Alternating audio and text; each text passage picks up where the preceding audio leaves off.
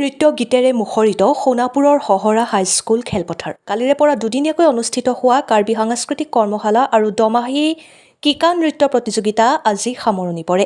কাৰ্বি উন্নয়ন পৰিষদৰ উদ্যোগত অনুষ্ঠিত হৈছিল এই কাৰ্বি কৰ্মশালা আৰু নৃত্য প্ৰতিযোগিতা। আজি সামৰণি অনুষ্ঠানত অঞ্চলটোৰ কেইবাটাও কাৰ্বি নৃত্য প্ৰতিযোগীয়ে অংশগ্ৰহণ কৰে। শেষত বঁটা বিতৰণী আৰু মুকলি সভা অনুষ্ঠিত হয়।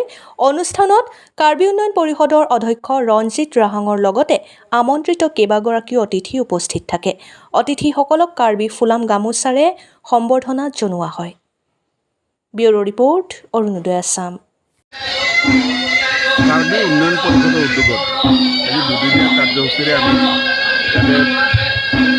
সাংস্কৃতিক কৰ্মশালা আৰু দমাহী বিজ্ঞান প্ৰতিযোগিতা আমি আৰম্ভ কৰিছোঁ।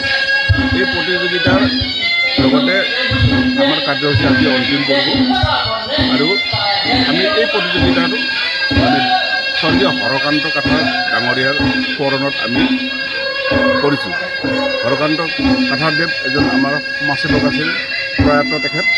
আজি তেখেতে বহুতো আমাৰ কাৰ্বি সমাজৰ বিষয়ে কাম কৰি গৈছিল। সেইকাৰণে তেখেতৰ নামটো যাতে সদায় জীয়াই থাকে, সেইকাৰণে আমি এই কাৰ্যসূচীটোত তেখেতৰ নামত উৎসৰ্গা কৰিছোঁ। আৰু আমি দুদিনীয়া কাৰ্যসূচীত আমি যি ৰাইজৰ সহায় সহযোগ পাইছোঁ, আমাৰ একদম আদৰণীয়। ৰাইজক আমি ধন্যবাদ জনাবই লাগিব, কিয়নো আজিও বৰ্তমানেও আমাৰ নৃত্য প্ৰতিযোগিতা চলি আছে। আজি আমাৰ ৰাইজ বহুতখিনি উপস্থিত হৈছে আৰু বিভিন্ন জিলা, বিভিন্ন গাঁৱৰ পৰা আহি ইয়াত উপস্থিত হৈছে। আৰু আমি যিসকলক আমি অতিথি হিচাপে মাতিছোঁ, তেখেতসকলেও আহি উপস্থিত হৈ ইয়াতে আছে। তেখেতসকলেও আমাক দিহা পৰামৰ্শ আগবঢ়াইছে, ভৱিষ্যতে আমি যাতে কাম কৰিব পাৰোঁ।